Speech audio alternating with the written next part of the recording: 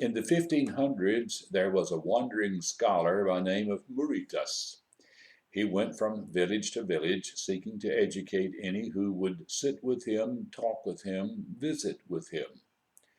On one of those trips, he wandered into a village, and he was wearing a robe that was somewhat tattered and dirty, sandals that were just hanging on his feet, and of course, he had all the accoutrements of travel in a very difficult land upon himself.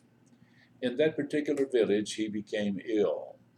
They took him to a doctor, and the doctor began to consult with his other doctors, and they said, oh, in Latin they spoke, and they said, this poor man is not worth any effort. Look at him.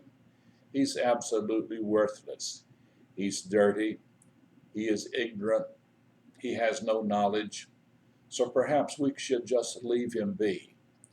And then Muritas raised up from the pallet on which he was lying, and in impeccable Latin he said, call no man worthless for whom Christ died. It's a good thing for us to remember also. Call no man worthless for whom Christ died. Perhaps you, as I, have been approached by people in the parking lot or in other venues where they would ask us for money, and they would have a sob story about how they had been mistreated and they were dirty and they had all of these difficulties, and asking for money. Difficult to look beyond who they are to see the soul that's on the inside. Trying to change my own way of looking at people and look beyond the dirt and the grime and look beyond the things that we would see are less desirable and see them as souls that are worthy in the sight of God.